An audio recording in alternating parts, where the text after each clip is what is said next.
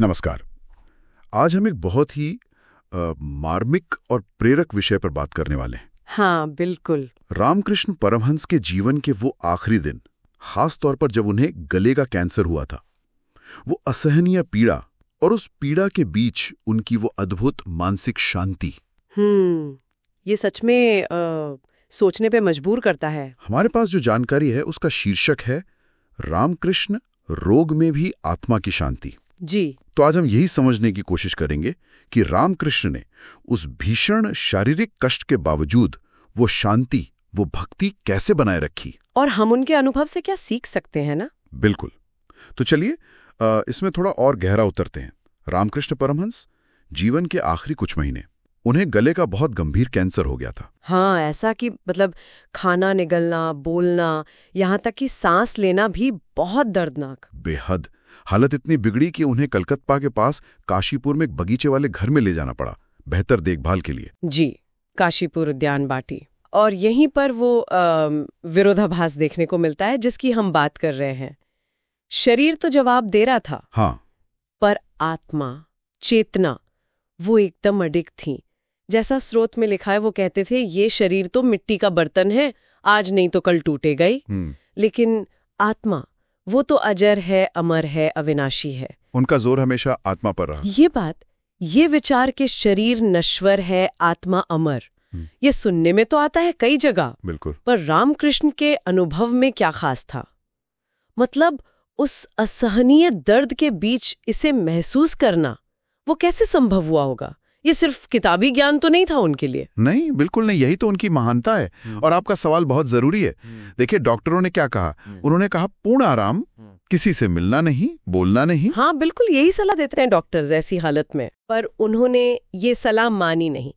स्रोत बताता है, वो कहते थे अगर इस शरीर के जरिए किसी का भला होता है, किसी को प्रेरणा मिलती है, तो ये शरीर बेकार नहीं गया। अच्छा। उनका ये फैसला ही दिखाता है कि वो शरीर के कष्ट से कितने ऊपर उठ चुके थे। हाँ, ये तो उनके समर्पण का एक और पहलू दिखाता है कि डॉक्टरों की सलाह के बावजूद भक्तों से मिलना जारी रखा। बिल्कुल। और उन्हीं मुलाकातों में उनकी पीड़ा के प्रति उनका नजरिया साफ झलकता था।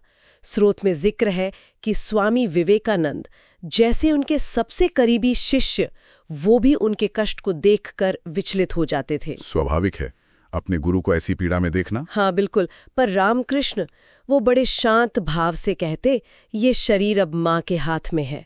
माँ काली को वो माँ कहते थे। माँ काली, वो जो चाहे सो करे, मैं तो बस उसकी इच्छा में हूँ। वो दर्द को जैसे अपनी व्यक्तिगत तकलीफ की तरह नहीं देख रहे थे, वो उसे ईश्वर की लीला समझ रहे थे। लीला मतलब एक तरह का दिव्य खेल या कोई योजना। हाँ, कुछ वैसा ही।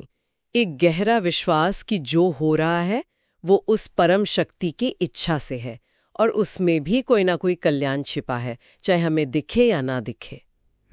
उन्होंने एक बार बड़ी सहजता से कहा भी था, जैसे स्रोत में है, माँ काली जब खेलना चाहती हैं तो इस शरीर को खिलौना बना लेती हैं। अरे, और मुझे कोई दिक्कत नहीं, आखिर मैं उनका बच्चा हूँ।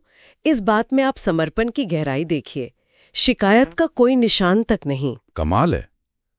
ये तो एक तरह से साक्षी भाव में स्थित होना है, जैसे आप अपने शरीर के कष्ट को भी देख रहे हैं पर उससे जुड़े नहीं हैं। बिल्कुल सही कहा आपने। साक्षी भाव, दृष्टा भाव। शरीर को कष्ट हो रहा है पर मैं वो कष्ट नहीं हूँ, मैं तो आत्मा हूँ जो माँ की इच्छा में स्थित है। ये बात दिल को छू जाती है। मतलब सच्ची भक्ति सिर्फ सुख में धन्यवाद देना नहीं है, नहीं, बल्कि दुख में भी उस दिव्य इच्छा को, उस लीला को स्वीकार करना है। और ये सिर्फ बातें नहीं थी, उनके आचरण में, उनके हर पल में दिख रहा था। निश्चित रूप से। और सबसे बड़ी बात, अपने आखिरी पलों तक उन्होंने सिखाना बंद नहीं किया। अच्छा, उस हालत में भी? हाँ, स्रोत बताता है कि उनके अंतिम शब्द भी माँ काली के नाम प्रेम और पूर्ण समर्पण से भरे थे। और सोचिए, उनकी उस अवस्था ने आसपास के भक्तों में डर या घबराहट नहीं पैदा की, नहीं, बल्कि उन्हें रामकृष्ण की दिव्यता का और गहरा अनुभव कराया। मृत्यु के इतनी करीब होकर भी ऐसी स्थिरता, ऐसी शांति, ये अपने आप में एक शिक्षा थी। तो अगर हम उनके जीवन के इस आखिरी अध्याय से कुछ मुख्य बातें निकालना चाहें तो वो क्या होंगी? शायद पहली तो यही कि शरीर की नश्वरता को सिर्फ जानना नहीं बल्कि उसे गहराई से मानना, ये भक्ति की राह पर एक बहुत अहम कदम है। सही कहा। बिल्कुल। और दूसरी बात शायद ये कि दुख और कष्ट वो जीवन का हिस्सा है, साधना का भी हिस्सा है। हाँ, उनसे बचा नहीं जा सकता। नहीं, लेकिन महत्वपूर्ण ये है कि उन कष्टों के बीच ईश्वर पर आपकी आस्था, आपका समर्पण कैसा रहता है। रामकृष्ण का जीवन यही दिखाता है कि जो दुख में भी ईश्वर की इच्छा के प्रति समर्पित रहता है, वही वास्तव में योगी है, वही सच्चा भक्त है। तो रामकृष्ण परमहंस के वो अंतिम दिन, वो सिर्फ दर्द और पीड़ा की कहानी नहीं है। नहीं, बिल्कुल नहीं। बल्कि वो आस्था, समर्पण और एक असीम शांति का एक जीता जागता पाठ है। यहाँ सबसे गहरा सबक शायद यही निकलता है कि सच्ची मुक्ति, सच्ची शांति वो कष्टों के न होने में नहीं है। जैसा कि श्रोत के अंत में भी कहा गया है, असली शांति तो ईश्वर में पूर्ण समर्पण और स्वीकृति से आती है। परिस्थितियां चाहे जैसी भी हों, दुख आए, शरीर टूटे, कष्ट हो, पर जो ईश्वर में पूरी तरह समर्पित है, उसकी आत्मा सच में मुक्त और शांत रहती है। और यही सच्ची भक्ति की पहचान है। इस पूरी बातचीत के बाद मन में एक सवाल जरूर उठता है। जी, जीवन में मुश्किलें तो आती हैं, ये तो तय है।